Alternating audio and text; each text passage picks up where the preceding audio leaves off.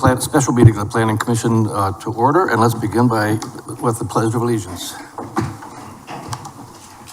Pledge allegiance to the flag of the United States of America, to the republic for which it stands, one nation, under God, indivisible, with liberty and justice for all.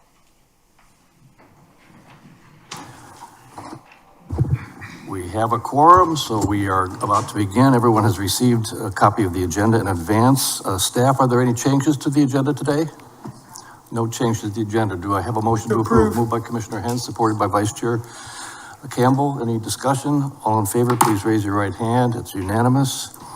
Okay, so let's go right into the unfinished business item from a previous meeting, which is the consideration of a request from Chris Breen of Blue Hour Housing for a text amendment to Title 16 of the Municipal Code of the Town of Hilton Head Island, the Land Management Ordinance, to amend Chapter 16-4 Use Standards to add a new adaptive reuse hotel motel conversion program as 16-4-106.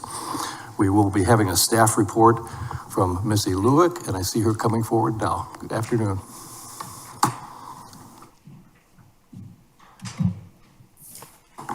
Good afternoon. Okay.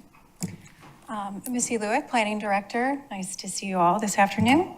Yes, we are here to talk again about a proposal to provide adaptive reuse for hotel and motel conversions on Hilton Head Island. As you recall, this item was before you in January, and I will give a quick background to recap to anyone who was not part of that conversation prior to. In September of last year, we met with our town council and held a workshop to talk about our land management ordinance project, our priority amendments, and our district planning initiative. And in that particular workshop, we did review conceptually a proposed priority amendment to allow for hotel motel commercial conversions. We did receive some feedback from council at that initial workshop and used that to draft a town version of an adaptive reuse hotel motel conversion policy, of which was introduced to the Planning Commission earlier this year. And some of the feedback that we heard at the town council workshop was related to livability components of such a conversion. In December of last year, the applicant, Chris Breen and Blue Hour Housing, submitted a proposal for a text amendment for adaptive reuse of hotels and motels. And they did so. We had been working with the applicant on the town's version of that similar amendment, but they applied really to get in front of the schedule and to ensure that the proposal would also meet their needs. And they can talk a little bit more in their presentation on why they decided to submit a text amendment proposal. There was, as I mentioned, a public hearing that was held in January with the Planning Commission to consider a prior revision of this text amendment. And at that public hearing, the Planning Commission recommended denial of the text amendment and forwarded that recommendation on to Town Council. After the Planning Commission's meeting, a couple of days later on January 17th, Blue Hour Housing submitted some amendments to that text amendment proposal. And that was incorporated in the review at first reading of Town Council on February 4th, where then Town Council reviewed the proposed text amendment and heard public comment and discussions, and ultimately voted 4-3 to remand the proposal back to the Planning Commission to review the proposed changes. There is an attachment in the agenda packet, Attachment A, that outlines a lot of the discussion at that Town Council meeting on February 4th, and that's included for your reference in the agenda packet. There was considerable conversation on February 4th by Town Council about the adaptive reuse proposal, and those concerns are included in that summary document. Then on February 22nd, we received a revised text amendment proposal from Blue Hour Housing, and that is what is before you today. They also made an additional revision a couple days later on Wednesday of last week. So there was an additional amendment to the amendment package that was submitted for your review. But we have reviewed that amendment package for the remand that is before you today and have a summary of the revised text amendment. And also we incorporated a comparison table as one of the attachments within the agenda package that compares the original proposal with the proposal that's before you today and also compares it to the town's workforce housing commercial conversion program. So now I'll go over the remanded, revised text amendment proposal that's before you today. The proposal is now proposed to be permitted in 5 zoning districts: in the light commercial district, the Main Street district, Mitchellville district, waterfront mixed-use district, and the Stony district. The previous submittal was proposed in 12 districts, and now it is reduced to 5. Additionally, the proposal would allow and require the following. It is applicable only to existing hotels and motels in place at the time of the adoption of this ordinance. Short-term rentals would not be permitted. A hotel or motel converted to multifamily residential under this conversion program would be entitled to a density conversion ratio of up to 9 dwelling units for every 10 guest rooms, which was changed from up to a 1-to-1 conversion ratio, which is approximately a 10% density reduction. The existing proposal stipulates that existing guest rooms are not permitted to be reduced or increased in size in order to increase the number of units. However, it is permitted to combine multiple dwelling units into a singular dwelling unit. The proposal states that a 6% minimum required building square footage dedicated as interior communal space is required. And laundry areas, elevators, hallways, stairwells, and other areas used for ingress and egress cannot be counted toward that square footage. And that was changed from a maximum of 6%, and now it's a 6% minimum. Likewise, the following requirement was also changed from a maximum criteria to a minimum. So now it states that minimum required open space shall be required at a rate of 10% of the building square footage. Another change was that no less than 75% of the dwelling units in the development shall be occupied by at least one person that is a full-time employee of a lawfully licensed business located within the town of Hilton Head. Previously, that requirement was 25%. And then the following 8 through 11 items are new requirements that have been added to the proposed text amendment. The addition of an on-site property manager is now required. A certificate of eligibility is required to be submitted to the town on a quarterly basis, verifying that employment requirements are met. And then a program agreement recorded between the town and the developer that establishes the number of units that are required to meet the employment criteria, the square footage and number of beds for all units in the terms of the conditions that are set forth in the ordinance is now a requirement. Additionally, in the minimum unit size table that you see before you, there were some changes in the minimum unit sizes for the adaptive reuse conversion use. They were all increases from the prior square footages. So you can see micro efficiency is now 210, which is increased from 210. So studios are 350, 1 bedrooms are 450, 2 bedrooms are 650, and 3 bedrooms are 850. And those are all increases in size from the previous text amendment. So, and this table does also compare to the workforce housing commercial conversion minimum unit sizes, as well as the market rate minimum unit sizes for commercial conversions.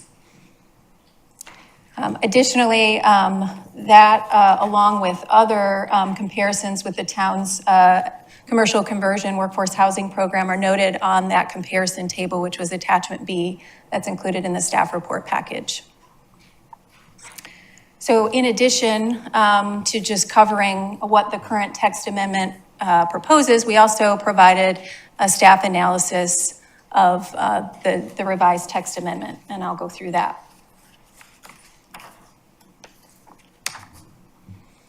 As far as applicability, I had previously identified that this proposed amendment identifies existing hotels and motels that are in place at the time of the adoption of this ordinance.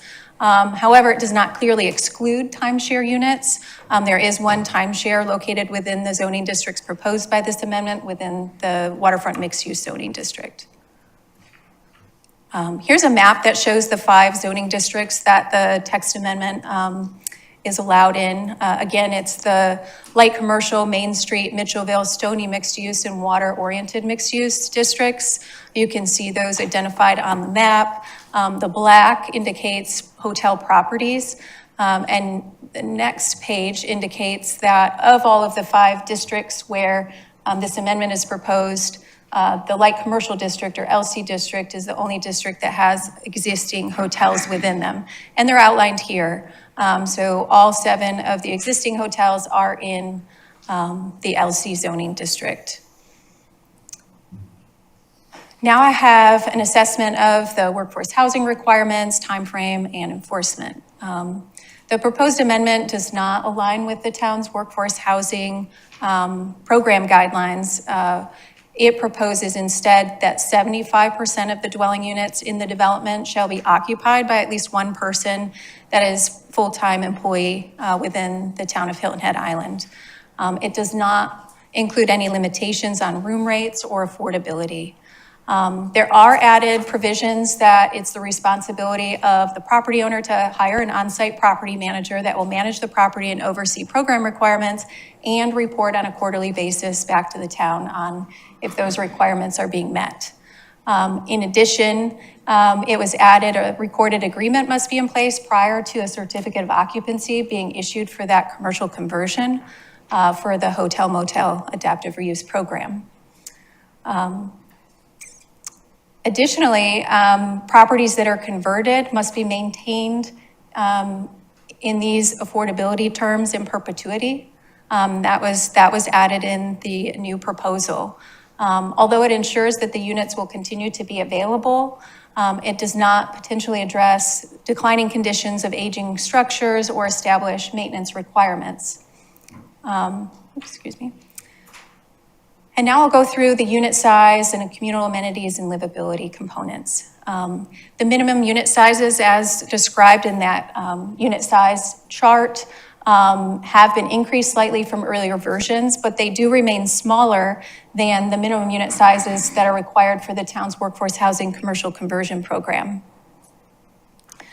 Additionally, micro-efficiency and studio units are proposed to permit a maximum of 2 people. So there's an occupancy limit for the micro-efficiency and studio units, but there is no limit on the number of micro-efficiency or studio units that can be converted as part of this adaptive reuse amendment.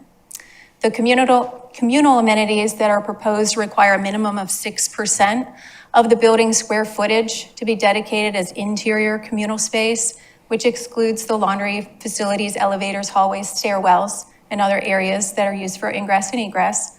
And there's a minimum open space requirement externally, that's 10% of the building square footage. They also added minimum laundry requirements to the proposal. As far as parking, the proposal calls for 1 minimum off-street parking requirement per each guest room.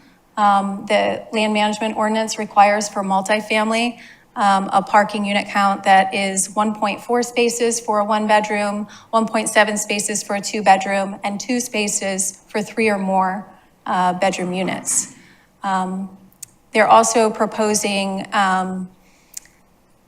that there would be that 2-person per those micro-efficiency units. But again, it's only 1 parking space that's proposed for this particular amendment. There are not required site elements to the exterior spaces, the parking lot configuration that would require improved connectivity or site features that would encourage multimodal transportation options or connections to those transportation options. As far as density, this amendment proposes, again, 9 guest room to 10 dwelling unit density conversion ratio with some conditions. The hotel density, which these are converting from, had a density of 35 rooms per net acre. So the existing residential densities in the 5 districts where this amendment is proposed ranges from a residential density allowance between 4 dwelling units per net acre to 16 dwelling units per net acre. And in all likelihood, this adaptive reuse program would likely result in residential densities that exceed the existing residential densities allowed for those existing districts. There was some feedback regarding public notification or transparency as it relates to text amendments. Text amendment, the requirements per our code is that there is a public notice that is published in the newspaper of circulation. That requirement has been met. It is not a requirement by our code that additional notifications to adjacent property owners takes place. In addition, there are requirements within the land management ordinance and review of text amendments that it is reviewed against the review criteria items A through F in the code, and that the official shall review that criteria and provide a recommendation to the Planning Commission. So the next set of review and analysis is based on the text amendment review criteria and those standards. So I'll just go through those. The first criteria is that the text amendments is in accordance with the comprehensive plan. Now, certainly our plan, our comprehensive plan, has a lot of long-term goals and related to housing and workforce housing. Considerations for workforce housing and land use planning and the redevelopment of aging properties are all referenced in our comprehensive plan. And could be supported by this particular application. The comprehensive plan does specify a definition on page 321 for workforce housing, and it identifies, and I'll quote, according to the town's workforce housing strategic plan, executive summary, rental housing affordable to households with incomes up to 80% of the area median income for sale housing, with incomes up to 100%. Excuse me, it should have been for rental housing for households with incomes up to 80% of the area median income, and for sale housing to households with incomes up to 100% of the area median income. And the proposed text amendment does not have an affordability requirement. It just has that 75% of the occupants shall be employed with a town of Hilton Head Island employer. But does not have an affordability requirement. Condition number 2, or criteria 2, is that this amendment is required by change conditions. There are changing conditions that are associated with some of the specific properties, some of the specific hotel properties, which are declining hotels. Then some of them have transitioned into longer-term rentals. The proposed amendment may not account for the broader range of conditions at play, including property maintenance, infrastructure needs, and potentially the impact on surrounding properties. The next criteria is that the text amendment shall address a demonstrated community need. The need for workforce housing and attainable housing in our community is very well documented, both in our comp plan and other adopted plans of the town of Hilton Head. However, the extent to which this amendment effectively addresses that need remains uncertain. Additional analysis as part of our current comprehensive planning is really necessary to determine whether these proposed changes represent the most appropriate policy and land use solution. Additionally, the next criteria is that it is consistent with the purpose and intent of the zoning districts in this ordinance, or would improve compatibility among uses and ensure efficient development within the town. I included the purpose statement of the light commercial district, as that is the district where our existing hotels are. And that purpose statement is that it provide lands for light commercial uses such as offices, banks, restaurants, and lower intensity retail sales and service uses, Permitted uses are generally auto-oriented and easily accessed.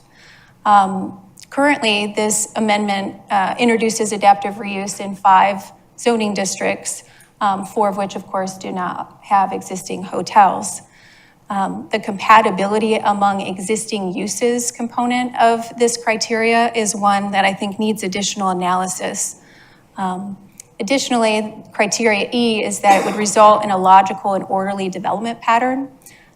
It's anticipated that this amendment would result in adaptive reuse of existing built environment with possible site modifications for parking or common open space. It may result in an orderly development pattern, but does not include provisions that assess the potential impacts. And criteria F is that it would not result in significantly adverse impacts on the natural environment, such as, but not limited to, water, air, noise, stormwater management, wildlife, vegetation, wetlands, and the natural functioning of the environment. It is not anticipated the amendment would result in significant impacts on the natural environment, as it would be adaptive reuse of an existing site. However, it could result in some adverse impacts, increased noise, if a conversion results in higher occupancy or more vehicles on the site. Additionally, I wanted to go through the Planning Commission actions that are applicable at this point, but also wanted to provide some additional talking points related to staff's recommendation. Again, our recommendation is that the Planning Commission is considering the changes from the remand from Town Council and the revised text amendment application that's before you today. Staff is recommending denial on this text amendment application. And I wanted to expand a little bit on how we reached that conclusion. Largely, there were some conversations that were had both at the February 4th Town Council meeting, as well as in last week's 2-day strategic plan of Town Council, where workforce housing, our housing market in general, were discussed at length. And livability was, in both conversations with council, one of the concerns that was raised. Some of the units are below the minimum unit sizes for our existing commercial conversion program. There is no limit on the number of units that could be micro-efficiency or studio units. And there are only the occupancy limits that are placed on the micro-efficiency and studio units, not the other unit types, the 1-bedroom, 2-bedroom, or 3 bedrooms. Additionally, the cost of living is not regulated with this proposed amendment. It does not regulate or define a rental rate per unit. And the town's workforce housing program and some of our other policies do have that component in place. So while someone has to be an employee of, 75% of the occupants have to be an employee of a Town of Hilton Head employer, the rate of which they're paying rent, it's market rate or whatever rate you might get for a unit size like that. So that's what this conversion is. So the cost of living is a concern. Additionally, that it's not based on the area median income requirements or a range of area median income requirements is also a factor. While the proposed amendment does restrict short-term rentals, it does not have a defined amount of time in which the tenant is permitted to occupy the unit. And I know that there was some discussion by the applicant team about the units being for some of our visa workers. And so there's a question about what would the units be used for in the off-season when they're not being utilized for that use. Additionally, as proposed, there are 4 zoning districts of which existing hotels are not there. So we would recommend that it be further restricted just to the zoning districts that have existing hotels. The parking requirements remain a concern, that it is still a 1 parking space per existing guest rooms, and the occupancy load is intended to be higher than that. So that remains a concern. It certainly is a lesser parking requirement than what we require of multifamily.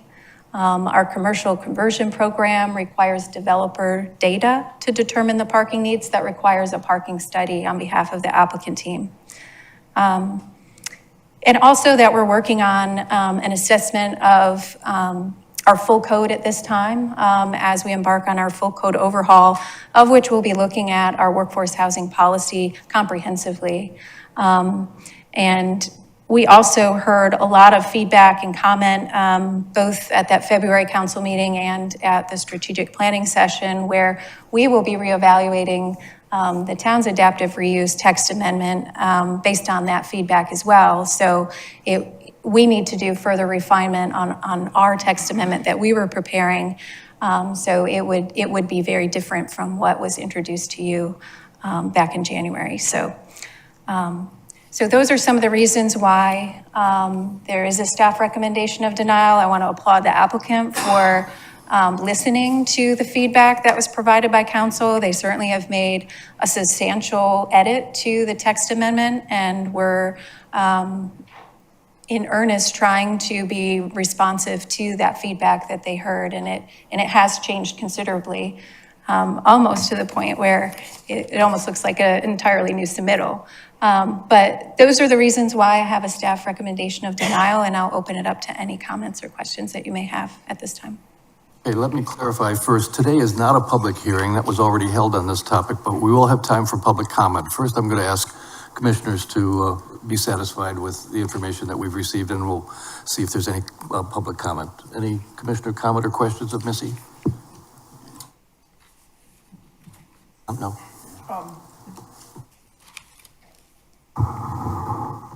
Yeah, there's a lot. Is this the time? This would be the time to ask questions. Okay. And thank you, Missy. Again, wonderful summary report. So I think that we all agree, based on the comprehensive plan, based on what the council has informed us, that we want workforce housing on Hilton Head Island. That's way up there in priority. And what we don't want are dilapidated, old, underutilized, undercapitalized hotels. So it seems like everybody would be on the same page to try to make this work. So, and I know we're trying to do that because it's a win-win for everybody. We don't take down more trees. It's already, place where people live, parking, et cetera. So if we're all in it together, wanting this to work, is there a way that we could make this work without keep going back to the well to planning? Because we can do that fairly easily. We're that's what we do for a living. But in the marketplace, it's a lot harder to do that because you've got the clock ticking, finance obligations, et cetera. And so I would ask, what's best? What would be best is if we could figure out a way to do that. What would be worse is because we can't come together, we're stuck with a property that's underutilized, undercapitalized, and we don't have places for our workforce. So it seems to me that that's a loss. We all lose under that scenario. Understand that there's many things that you brought out that we're concerned about. The size of the units. But that's a hard thing to adjust. It is what it is. It's an existing hotel. We're trying to convert it. That's a challenge, but that's the best part about this is because we're converting something that's underutilized to something that's going to be heavily utilized. And I know it's going to be heavily utilized because what I've heard is that our major employers are really looking for more space. And if you occupy this space, you can make other spaces available. So it's a compounding effect that way. So our employers need it. We know that we need it on the island, help to support all of our industries, not the least of which is hospitality, which is a key driver for everything we do here. And I don't know how to make it so that the two sides come together. It seems like we've been going back and forth playing ping pong, and that's a real time eater, and nobody likes that. And I think I'm frustrated, and I know everybody is frustrated on this because I know we all want it to work. I just wish there were a better way that we could accommodate this organization who's willing to fund all of it at no cost to the town. And because of that, because of the need, is there any way that we, working as a team, can accommodate their requests? That was a very long question. I just want to reflect that as the planning director and that I oversee our town's workforce housing program, that I too am frustrated that I'm here recommending denial. I don't want to be in this position either. And to have one of our largest employers sitting behind me looking for solutions, and this applicant is trying to provide a solution. I think some additional conversations need to happen. We need to have some additional conversations, but with this remand that requires us to have this meeting with the Planning Commission within 30 days, we're running out of time. We need more time, and we need to have more community conversations on this particular topic. We need to talk about this comprehensively as to how it fits in with our entire workforce housing program. We need to have an honest conversation. Is this workforce housing? I think you talked about it as workforce housing, but it may be some version of workforce housing, but it certainly isn't per what the town's workforce housing program is defined as and described as. And so I think there's a lot more work to do. I don't think the work is complete or done. We will be working on this matter into the future, both if it's incorporated within the town's full code overhaul, and/or if our town's version of the amendment moves forward. We certainly have learned a lot as it relates to good policy that we would be putting forward as part of a town amendment from this process. And the conversations that we've had with the community and council from the time of their original application. Okay, Commissioner Cordes? Two comments. First one, I think the town's approach to parking should be considered here, in the sense that when you had the original motel concept, families came down in a car and stayed in a hotel room. If you even have the micro-efficiency units here and you're allowing 2 individuals there who are workers on the island, I think it's quite likely you're going to exceed the parking capacity for these facilities. That concerns me, that this becomes a facility that has cars parked in the median and parked in the grass and it becomes an eyesore. I do think the parking is a real issue at a 1-to-1, but more importantly, my issue is that the town staff has identified revisions to the land management ordinance, and specifically a small number of those which are priority amendments, this being one of those, that's tracking a path for approval this summer, if all goes according to plan. So that is a well thought out and crafted proposal by the town staff, by your staff. I don't know why we feel compelled to jump the gun on this, in the sense that why should this be any different than any other developer coming to use this particular code, which it will be after May. This will be the one exception. You, Commissioner Dubois? I would largely second Commissioner Cordes' remarks. I would also add specifically the lack of notice requirements for the adjoining landowners, land users, I find negative. the lack of maintenance planning into the future. Obviously, we're trying to solve a problem today, but we have to consider future generations down the line. These buildings are not going to age well. Nothing in this area ages well over time. So I just find troubling the remarks from Missy about those issues as well. Thank you. Other comments or questions before we ask for public comment? Commissioner Whaley. Yeah. Missy, I think you guys have spent a lot of time working on it. And I did spend time for strategic planning workshop. And as I listened to the town council members talk to one another, and they went through that process. I'm not going to repeat it here. It was pretty clear to me they wanted more time to figure out, is there something other than workforce housing as they originally envisioned it? I think the town's in a bit of a Sophie's choice position. Employers need help.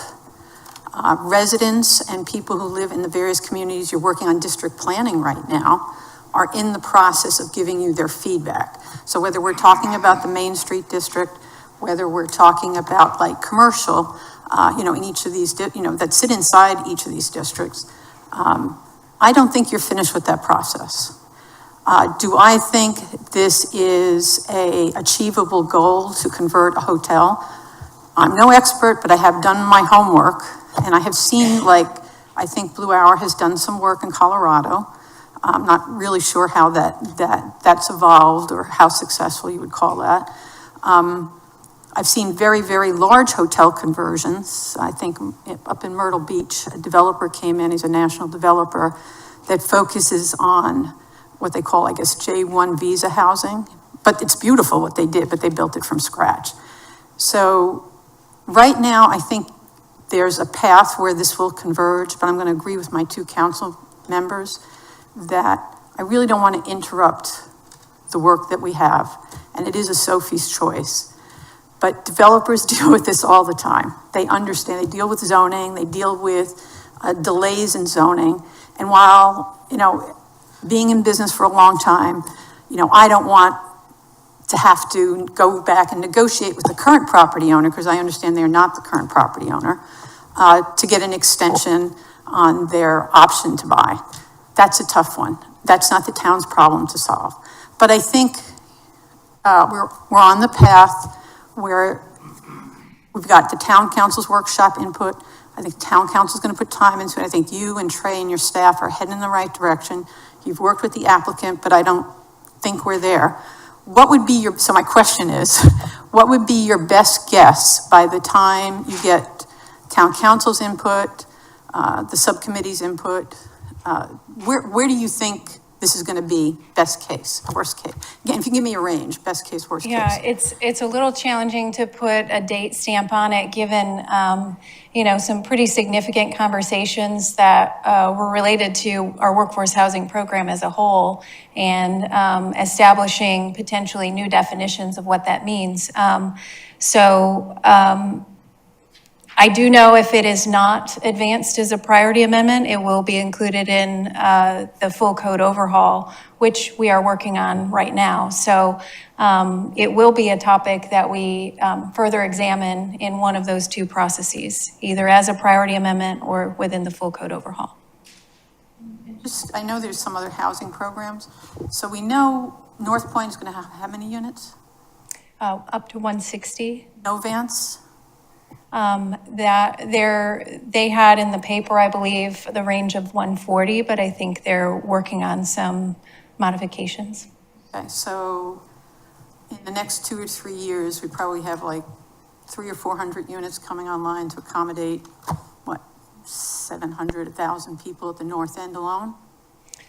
Yes, and there's some Habitat for Humanity projects underway. CCDC is also part of that solution, and are actively purchasing properties for workforce housing. So we are building inventory for workforce housing. There are multiple entities, both private and public, through the public partnerships that the town is doing with North Point. We're working on a potential RFP for the Bryant Road property for additional workforce housing there. So there are some other workforce housing solutions that are being actively worked on both by the town and community partners, yes. And last question, do we have data on how many units of workforce housing are actually needed? You know, we have a lot of large employers, and CERG is certainly a large employer consortium. But I haven't heard any of the other large employers step forward, like the Marriotts or the Westins or the Hiltons. So I don't need you, Novant is stepping up. Do we know what the data is around what the actual need is? And thank you. So it was identified in the town's 2019 Workforce Housing Strategic Plan that 2,000 units total were needed. And that was 200 units per year for 10 years is what that plan identified. And I can't remember the portion of those that were needed to be affordable, but that was meant to be all housing, additional housing, plus a certain percentage of them as workforce or affordable. But I can provide that as follow-up. Thank you. Other questions or comments before we open it up? Okay, thank you, Missy. The applicant also is here to Okay. present. Yes, Mr. Breen?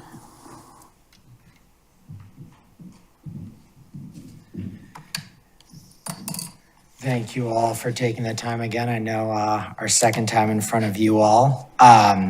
So I will try not to repeat too much of what Missy said. I know she covered a lot of this, but just want to make sure we highlight everything we've changed here, as well as responses to the staff report. So since we last, you know the timeline of since we last presented, we just do want to first point out, based on the last town council meeting, there was a series of claims about Blue Hour and some erroneous claims that were brought up that were not true. We want to point out that this is a text amendment, which means that any change would apply to any developer on Hilton Head. Sure, we have projects we think that we would like to execute on that we have used as a basis for thinking through what other developers may view as good opportunities to convert these hotels, but it is the town's role to ensure that plans for specific projects, once this text amendment goes through, are properly vetted, ready to move forward, and meet all the building code requirements. The town always does have final approval and issues CO for every project. So just want to make sure that everyone is clear that this is a text amendment, specifically the public, this is a text amendment and doesn't relate to, is not a specific project. Second, Blue Hour Housing is a real estate developer. We're backed with dedicated capital to purchase and convert hotel properties for workforce housing, including projects that are in discussions for this text amendment. We have significant real estate experience, having executed on over $8 billion of real estate transactions throughout our careers at well-known institutional real estate investing and operating companies. Additionally, Blue Hour is one of the only firms that is solely dedicated to acquiring, renovating, and managing properties that are dedicated to workforce and employee housing. We have 4 properties throughout the country that are dedicated for this currently, and we've been able to acquire, renovate, and convert those properties to house the local workforce. For all the past properties, Blue Hour has acquired and renovated the properties all cash. There's no cash concerns there, and has only sought financing upon successful conversion and full CO. So just want to clarify those comments from last time. Blue Hour always seeks to work with local consultants to assure appropriate integration with the surrounding communities. As such, for our proposed projects, Blue Hour has assembled a strong local team. We've engaged PDG Architects, a well-respected local architect, and we have engaged Grand Oak Construction as well, Southeastern, which has built both large multifamily projects and hotels on Hilton Head, including the Courtyard Marriott Hotel, Water Walk at Shelter Cove, and the Shelter Cove Town Center. We are working and dealing with some of the most respected firms on the island. Finally, Blue Hour has worked directly with Richardson LaBruce at Finger, Melnick, Brooks, and LaBruce, a well-respected legal experts with extensive experience on Hilton Head, to write this text amendment. And therefore, this is not just us writing it without the guidance of well-respected local legal counsel. So I want to highlight those things. Since our last meeting, as Missy stated, we have made a huge number of changes to this text amendment to address both the questions from Planning Commission, the questions from Town Council, questions from the public, and questions from town staff. We believe this has come a long way, and we are really trying to work to make something work here, not just in theory, but in practice. If you could scroll down to the presentation, I think just for public viewing, just some of the, I can do it here, I guess. Look at that. Here we go. So first, I want to highlight, these are the original concerns, was the one-to-one conversion. We moved to a 10% reduction. I just want to make sure that that's corrected from the town's presentation where it says 9 guest rooms to 10 dwelling units. It should correctly state 10 guest rooms to 9 dwelling units. It's a 10% reduction in density, which we view will also help with some of the parking. Unit size, it was 210 square feet before. We have moved that up to 250 square feet. We've moved studios to 350, 2 bedrooms to 450, 3 bedrooms to 650, or 3 bedrooms to 850, sorry, 2 bedrooms 650, as you can see up here. That is a significant increase. That's 20%. I think it was stated as a slight increase. That is a pretty big increase and closer to that 280 figure. I'll jump down one. We've also paired that with a max occupancy of 2 people per micro or studio unit. The town's workforce housing units of 280 square feet do not have a maximum occupancy based on my understanding. So we are pairing a slightly smaller unit with max occupancy restrictions. We have also put on, this is something that I don't believe exists anywhere on the island except for short-term rentals. For on-site management, we are putting a requirement for on-site property management. Another thing that is not required at other properties on the island. We are going above and beyond here, and these are things that are all above and beyond town's original proposed text amendment. Laundry facilities, one washer and 1 dryer for every 12 units. An additional requirement not required in the town's proposal. Local workforce requirement, we have made a massive jump from 25% to 75%. We have proposed that to town council as well. 75% of the units must be at least 1 person who is employed by a lawfully licensed business on Hilton Head Island. We think this is incredibly important to leave a small percentage of that available for people who may lose their job, who may start to make, or who may want to move to the island without a job, somebody who may retire, to not have to kick them out of the housing. As far as parking, we believe the reduction in density and occupancy limits will help parking. Units will be assigned a parking spot. And I do want to point out for parking, I understand the concerns. Part of having on-site property management is to require tenants will not be allowed to just park anywhere they want. Our view is the more parking you add, the more occupancy you add. If you have 3 spots a unit, you're gonna have 6 people living in it. So I think there is a benefit to limiting the parking, both from an affordability perspective and from a occupancy perspective. When you go to rent an apartment, just as you rent a house or own a house, if you only have 1 parking spot, it limits the pricing on that house. It limits the price on that parking on the apartment, and it also restricts how many people are willing to live there. We do view that people who live here, it will also encourage them to bike and use forms of public transportation and carpool. We think that parking can be used as a great tool to restrict that rather than having these massive parking lots that take up a bunch of coverage and also lead to increased occupancy. From a regulation perspective, we hadn't specifically highlighted requirements for eligibility. We put together a robust eligibility criteria that mirrors the workforce, many of the requirements of the workforce housing program. It actually increases it to quarterly oversight to ensure that the people who are living here are employed on Hilton Head Island. That is really important to us for this amendment. We think that that is the main focus here. From a zoning district perspective, the original proposal, we had 12 zoning districts. This is maybe a point of confusion right now. We had moved it down to 5 zoning districts based on what we believe was the recommendation of the town staff. We are fine putting it amending it however we need to the 4 zones where hotels currently exist. Some of those zones, hotels are not actually allowed in, but they do exist in those zones. We are fine putting it as that, or removing the zoning criteria entirely. After all, this only applies to existing hotels at the time the amendment is written. So we are fine with the direction of the Planning Commission as to which they believe would best solve to just incorporate the existing hotels. We all know where we're going here. This is for existing hotels, and I don't believe the zoning restriction should be too complicated to amend to that. Longevity of housing, we have made this for perpetuity. This is a stronger proposal than the current workforce housing program that has time limitations on how long this is proposed for. Once you convert a hotel or a motel to this housing, it lasts forever.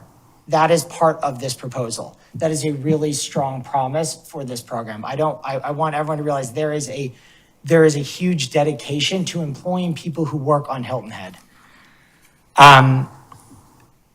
We were surprised to see a response of a denial from the town, from town staff. We know, we have heard time over and over and over again. We have been in discussions with the town since October of 2023. We began conversations with the Mayor Perry, the CCDC, on how to develop workforce housing on Hilton Head with focus on converting these hotels.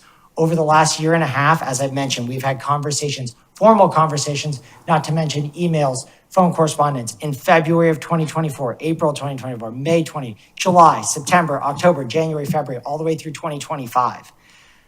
A formal workshop occurred on September 16th of 2024. On May 7th of 2024, we had received town's initial timeline to answer your question on what the original proposed timeline was. That was a text amendment language finalized May 24th of 2024, a public planning commission hearing in August 21st of last year, a first reading October of 15th, and a second reading November 5th. That was a November of 2024 timeline.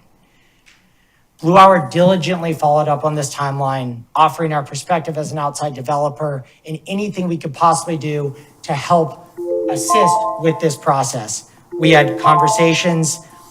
We spoke with Alexis, who has left town staff, and Brad as well from C2G Consulting, who we believe is no longer employed by the town.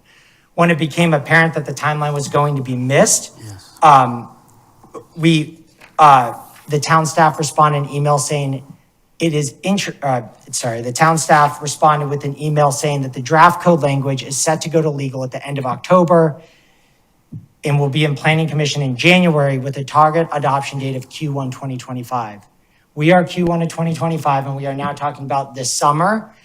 This is the second time, twice has this been pushed back more than 6 months. I know we keep saying time, but time, like we are keep saying time, and that is, it keeps being pushed back. When this happened is only at this point did Blue Hour decide to submit a text amendment that we felt would continue to push this process forward, but would also incorporate language we believe developers would actually utilize this amendment to help address its housing crisis. That is the impetus for Blue Hour pushing this forward, not specific project-based. Per the staff's, I talked through the allowable zoning districts. I do want to talk through the workforce housing program. It says the proposed amendment does not align with stated workforce housing guidelines with the town's workforce housing program. We agree that we did not write this through the town's workforce housing program in the code. We have chosen to write this as a separate program for the town. We would like to reiterate that the workforce housing program has not been used to create any new units, given its limited benefit and excessive restrictions. This was highlighted in a 2024 article in the Hilton Head Island packet titled, "Hilton Head gave developers incentives to build workforce housing. They didn't work." To provide a few quotes from the article, what good are workforce housing development incentives if nobody uses them?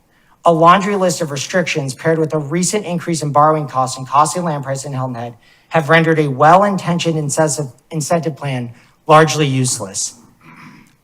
It has been over 3 years since the town of Hilton Head has put the workforce housing in place, and no developers have taken advantage of them.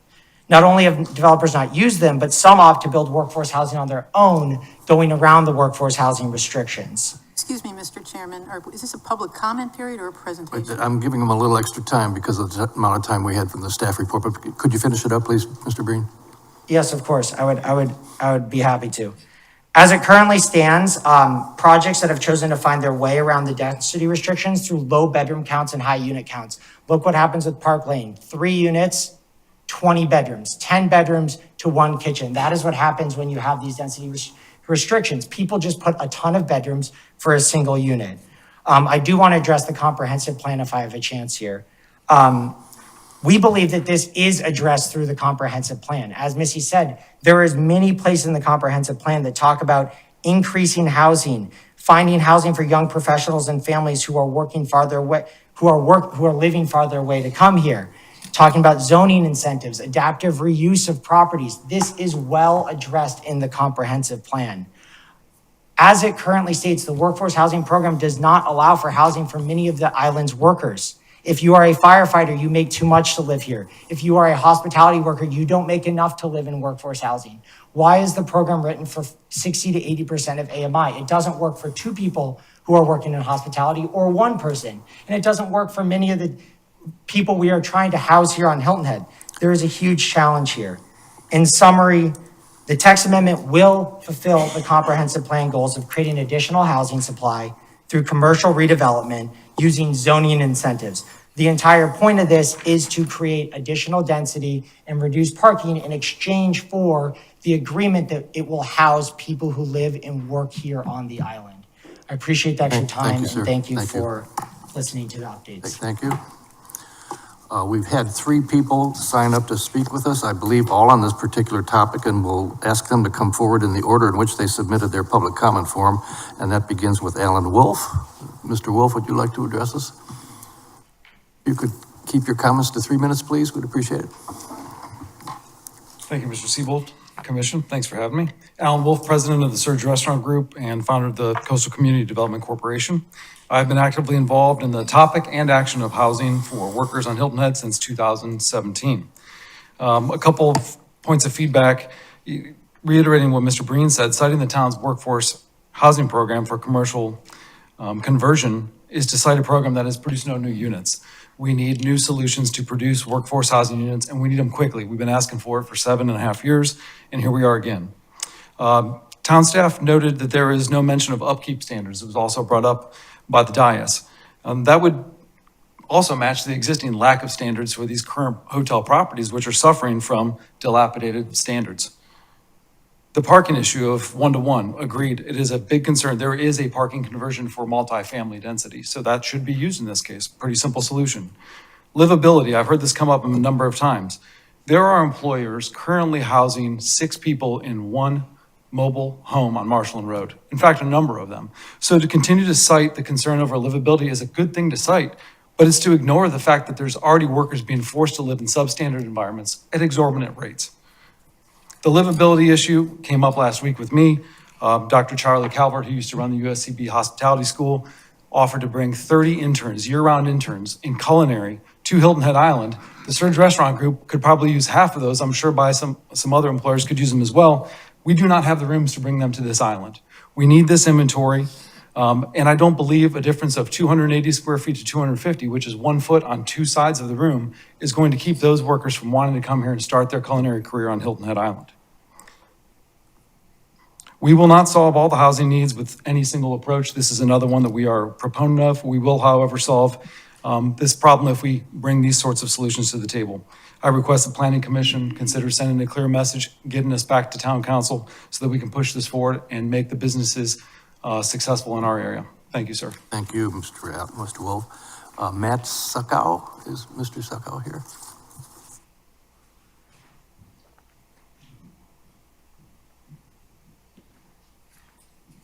Good afternoon, Matt Succo, Beach House, Food and Beverage Director.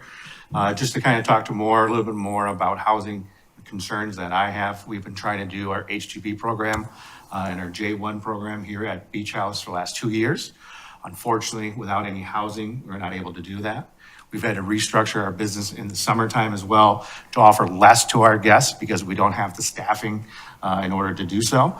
Like just this week, in fact, I actually had to deny a very talented USC graduate from an opportunity of employment because there was no housing. In fact, I had to then accept a less qualified USC graduate because he had housing with his grandparents here on the island. So it's a concern that I have not only for my hotel, but also the future of Hilton Head. So thank you. Thank you, sir. And finally, Grace Smith, would you like to speak with us, Mrs. Smith? Thank you. Grace Smith, Indigo Run. I have 6 points and I'll get through as many as I can in 3 minutes. It's surprising what concerned residents can learn when we look to ways to preserve and protect our beautiful island. There has been complicity of at least one elected member of town council from the beginning. In the earliest days of this project, communicating with various people. And as an elected official, I think that brings up ethical considerations and also cui bono, who benefits? Number two, the project was initially introduced as dorm facilities, communal living facilities, and group living facilities. It was only changed to the more politically correct workforce housing when that disruptor change was recommended by the town attorney. There's a model in Bluffton, it's called Next Loft. In 2002, it was built as an extended stay hotel, and in 2018, converted to a small apartments residency. Talking with local business owners, 3 of them, within 2 miles of Next Loft, I've learned that they described that this place has descended into a haven for drugs, prostitution, and trafficking. We don't need to have the same conditions get established in 7 locations scattered all over Hilton Head Island. Number 4, the Red Roof Inn. Within this past year, we had occasion, sadly, to need to put a relative up at the Red Roof Inn for a month. I would drop him off at night after he worked for the day. And I don't know if you've been there at night lately, but there's all kinds of unsavory characters hanging around there. And our workforce relative had his room broken into and 2 e-bikes stolen. And this is in a hotel that is supposedly operational, not whatever this is going to be. Number 5, food service employment is a very fluid by nature. How could a food service worker be forced to sign a 6-month lease? And number 6, how will that 75% number be continually and effectively monitored? We really don't need our town government getting into the business of urban housing and inspection. Thank you. Thank you, Mr. Gray. Is there anybody else before we close the public comment period? Yes, sir, would you like to come forward, give us your name and where you live, and understand that you're okay? Chair, I actually have 3 additional requests to speak. Okay, all right, sorry, I should ask you. Good afternoon, John Casey, Indigo Run. I assume as a citizen, my time has actually started, which is very different than what happened with the other presentation. One of the things I really have not heard at this point in time, in the present, when decisions have to be made, is why in March of 2025, as was pointed out by some of the commissioners, we can't wait until there is a new uniform set of provisions which any applicant can shoot at. It's not an answer to say, oh, this just doesn't apply to us. It is sort of special legislation. It is sort of geared toward a particular group wanting to engage in a particular project. And it is, as has been pointed out, non-conforming. I sat here as I actually heard that one of the justifications and benefits of this project and the non-conforming parking is, oh, well, gee, that'll mean that the rents will be depressed and people that have too many cars won't apply. I mean, it's kind of silly. The idea here is to have, to the extent possible, uniform laws governing particularly uses, to have them apply to everybody, everywhere, all the time. And the answer is not simply more conversations, it's for the applicant to meet those standards.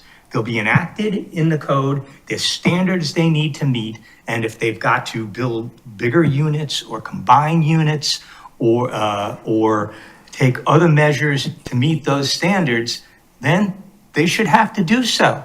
And in that sense, this really is special legislation and should be disfavored. Thank you. Thank you, sir. Thank you, sir. Who else do we have, Hannah?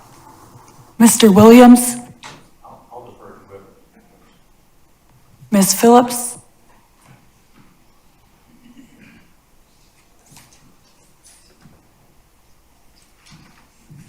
Good afternoon. Thank you, Ashley Phillips, Indigo Run. I want to start by saying I think the hotel motel conversion program has really good potential. I get it. But I don't think as proposed now with this developer, it's ready to go. I think work needs to continue. The town staff has recommended denial, and they've listed a lot of reasons, and I would ask that you follow their recommendation. Thank you. Thank you, ma'am. Anna, who else? Now Mr. Williams is ready to go, okay? Thank you, Mr. Chairman. I'm Chester Williams. I'm a local attorney here. First of all, I want to correct one glaring mistake that Mr. Breen made in his presentation about the town's workforce housing commercial conversion program. The town has issued a notice of action for a conversion of a previous commercial use to multifamily residential under the town's workforce housing program. I know that because it's my signature on the receipt of the notice of action. Our client they have recently submitted their building permit application plans to do the internal revisions, modifications that are necessary to convert the facility to multifamily residential use, and they are moving forward with that. So Mr. Breen's wrong on that account, okay? It's not an easy program to comply with, but it can be done. With respect to this particular application here, it has a fatal defect in it, and Mr. Breen himself put the nail in the coffin. He said, we've made plenty of changes since the original application. What's before you right now has not been the subject of a public hearing. And there are many provisions in here that have not had the opportunity for a public vetting. Let me read to you what Section 629-760 of the South Carolina Code of Laws says. Before enacting or amending any zoning regulations or maps, the governing authority or the planning commission, that's you, if authorized by the governing authority, which you have been, shall hold a public hearing on it, which must be advertised and conducted according to lawfully prescribed procedures.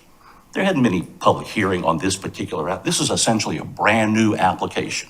There have been so many substantive changes to it, and I submit to you that, the town doesn't have any liability if it goes forward. It's all on Mr. Breen.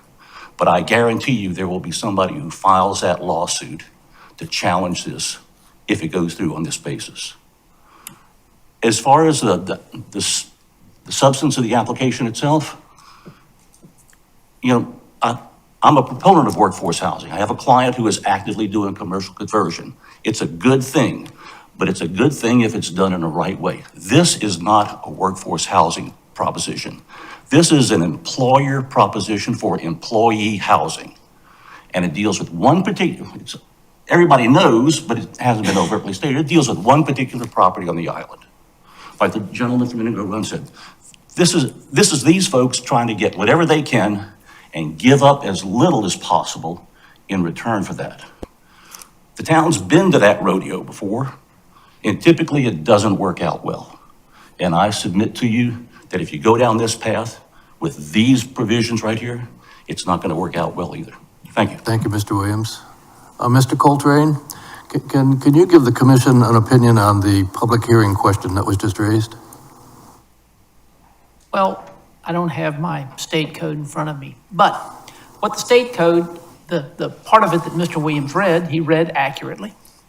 But then the state code goes on to say that any changes made must be returned to the planning commission for its review and consideration. That's not precise because I don't have it in front of me, which is what's happening. Town council proposed changes, the changes came back, you are having that hearing, and then you return it to town council with your recommendation, whatever that may be. This one has changed a lot. I will certainly agree with that, but I do think that the statute contemplates this, and what has happened is in keeping with the requirements of the State Act and also the Land Management Ordinance, which has essentially the same, it's slightly different, but in substance, the same language. I don't have a, again, there have been some material changes, but I think that the statute contemplates that when changes are made, it comes back to you for your review and consideration, which is what's happened. Mr. Coltrane is correct. if the town council wants to see revisions to what the planning commission has sent up the first time, then the town council sends those revisions back to the planning commission. But here, there have been even further revisions injected into the process. Revisions that the town council hasn't considered. Provisions that have not been the subject of any sort of public hearing whatsoever. And I submit to you and to Mr. Coltrane that that's a fatal defect in this process. Thank you.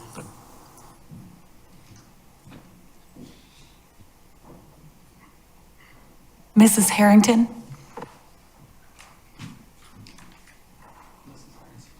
Good afternoon. Thank you for volunteering to be on this planning commission. My name is Ken Campbell. I'm a resident of 15 Painted Bunting on the island. Just for everybody's knowledge, I am on the board of the CCDC, but I'm not here representing CCDC in any fashion. I'm here as a citizen who has been involved in Hilton Head, first as a visitor 50 years ago. And I recognize, as you do, the tremendous need for workforce employment.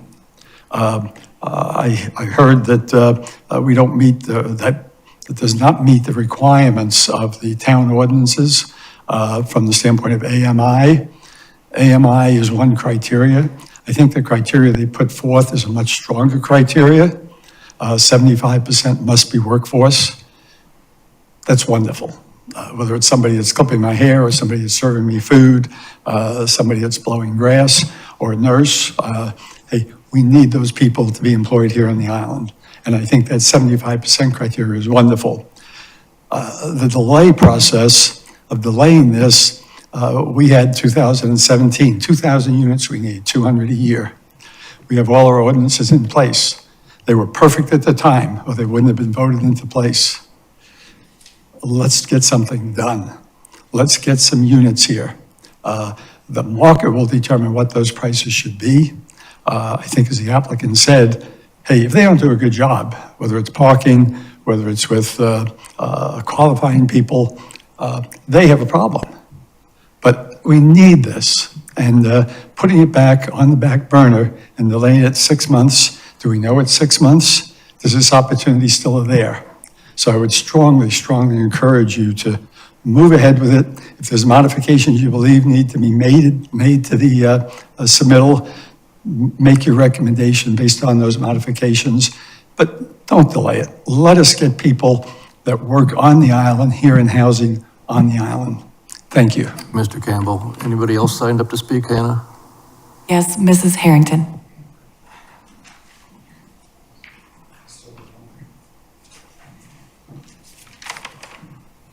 Hi, my name is Linda Harrington. Again, I live in Indigo. Big population there in Indigo. What puzzles me, and it has puzzled me, I don't think I've ever gotten an answer as to why the town staff redesigns projects. If you put in an application to planning, zoning, doesn't matter.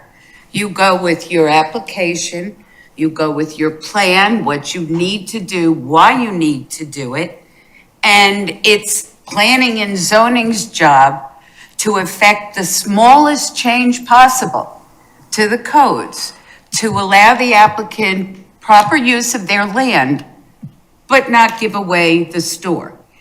And in my way of thinking, you're all residents here. You have a stake in it. All the staff are not residents here. And how much are we, if you think about it in man hours, how much have we as a town paid these people out of our collective pockets to redesign applications? Not town's job, the applicant's job. Again, all of these amendments, zoning appeals, they're all meant to give the smallest possible change.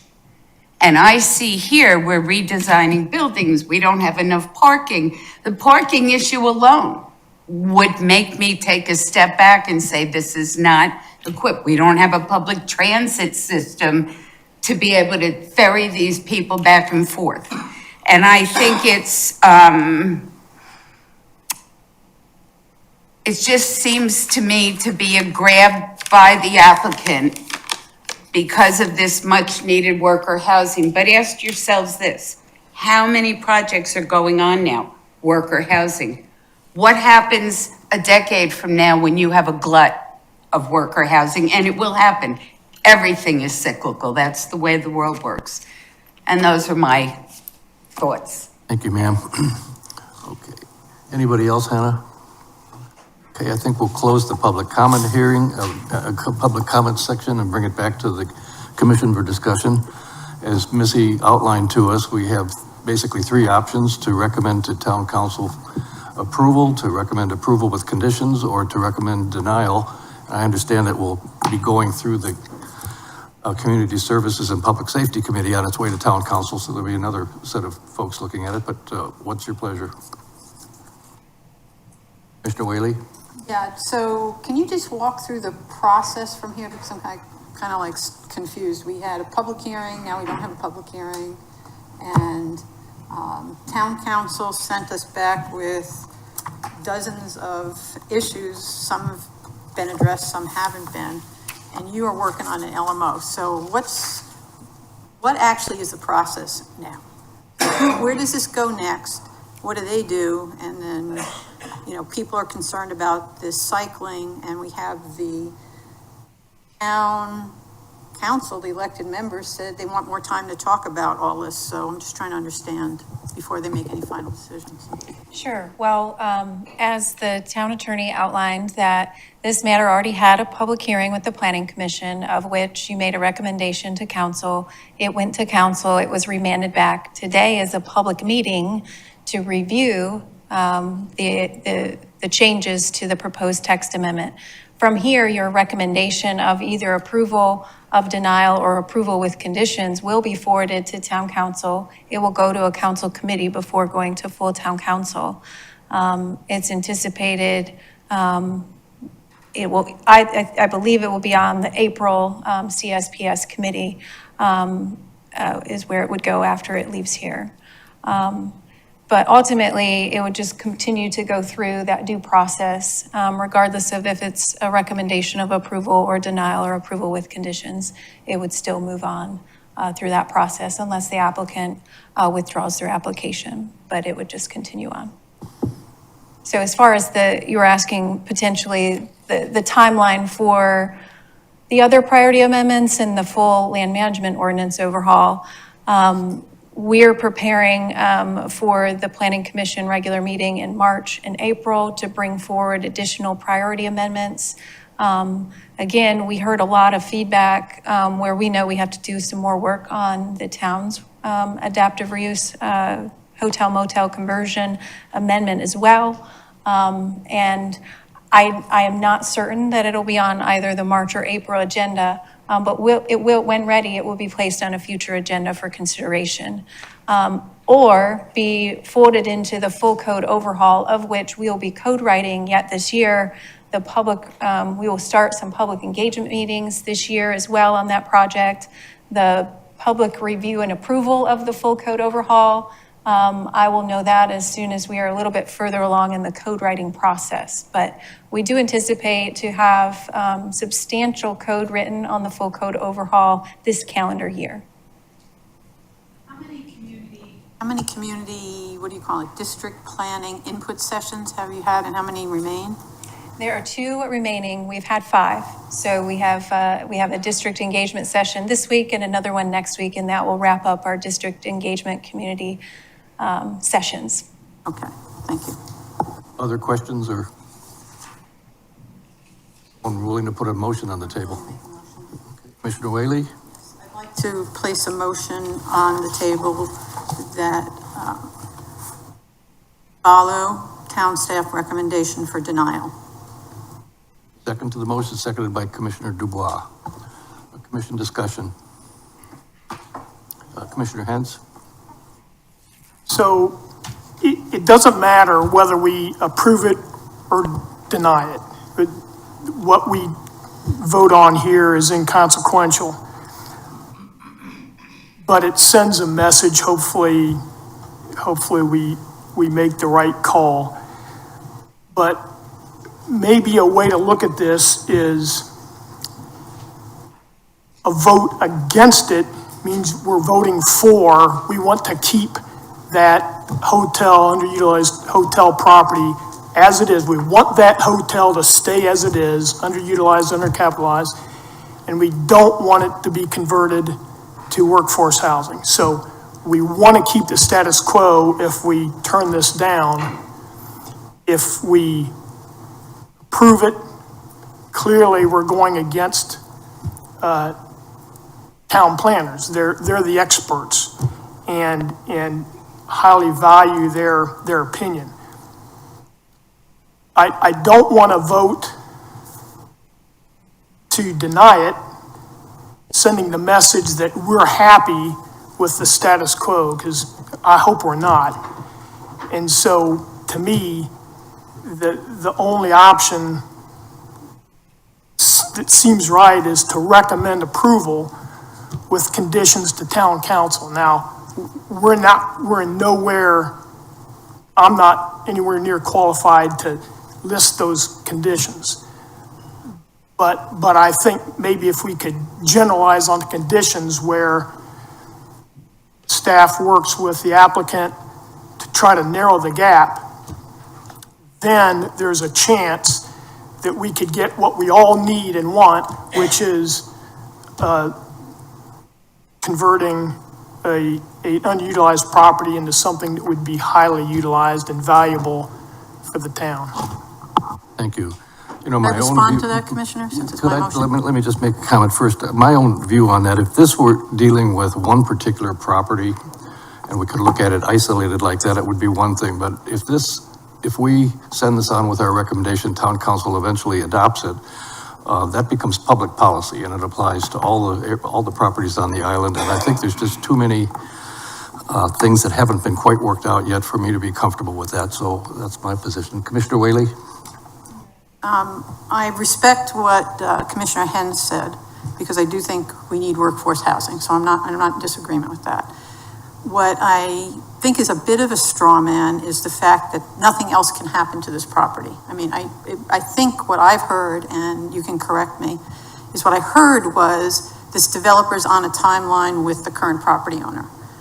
But it doesn't mean somebody else won't step up. Now, if we are also working on the LMO and they lose their opportunity, that's business, that happens. It doesn't mean we're accepting the status quo, because if it was desirable enough for this developer and their investors to look at it, it'll have an interest for someone else. So that's the only part of your hypothesis or your premise that I disagree, but I do agree we should move forward with this, but I don't think that I want to shortcut how much work the town staff has put into it and how many times the town has been burned by quick zoning changes.